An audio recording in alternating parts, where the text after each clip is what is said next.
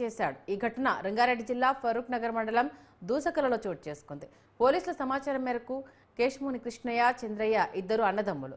కృష్ణయ్య భార్య 2 ఏళ్ల కిందట చనిపోగా పిల్లలు లేరు। దీంతో కృష్ణయ్య ఆస్తిని కాజేయాలన్న ఉద్దేశంతో అతన్ని హత్య చేసేందుకు తమ్ముడు చంద్రయ్య ప్లాన్ చేశాడు। అన్నయ్య కృష్ణయ్యతో కలిసి చంద్రయ్య ఫుల్గా మద్యం సేవించారు। తర్వాత కృష్ణయ్యను బైక్ పై ఎక్కించుకొని చెరువు వద్దకు తీసుకెళ్లి అందులో తోసేశాడు। ఈ క్రమంలోనే కృష్ణయ్య ఇంట్లో ఉన్న 3 తులాల బంగారం, భూమికి సంబంధించిన రికార్డులు, 31,000 రూపాయల నగదును ఎత్తుకెళ్లాడు। అయితే తన అల్లుడు కనిపించడం లేదని కృష్ణయ్య అత్త బాలమణి ఫిర్యాదుతో షాద్నగర్ పోలీసులు దర్యాప్తు మొదలుపెట్టారు।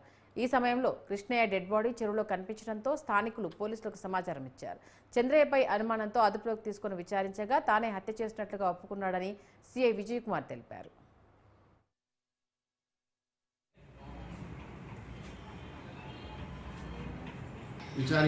విచారణ భాగంగా అతను చంద్రయ్య అనే అతను తన అన్న ఆస్తిపై కన్నేసి గత కొంతకాలం నుండి ఆస్తిని ఏ విధంగానైనా చేజిక్కించుకోవాలనే ప్రయత్నంలో భాగంగా మొన్న శనివారం రోజు 7వ తారీఖు తన అన్న ఇంటి వద్దకు వెళ్ళి అతనికి మద్యం తాగిపించి ఆ మద్యం మత్తులో ఉండగా అతని బైక్పై రాత్రి సమయంలో అందాక 10 గంటల సమయంలో బైక్పై తీసుకొని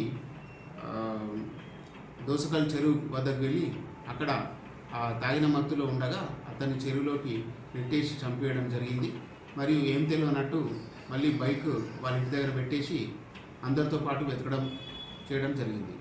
అతనికి సంబంధించినటువంటి అతని ఇంట్లో గల అల్మారీలో గల కొంత నగదు మరియు అతనికి సంబంధించిన బంగారు వస్తువులు మరియు ప్రామిసరీ నోట్లు ఇవన్నీ అతను దొంగలించేసుకున్నాడు।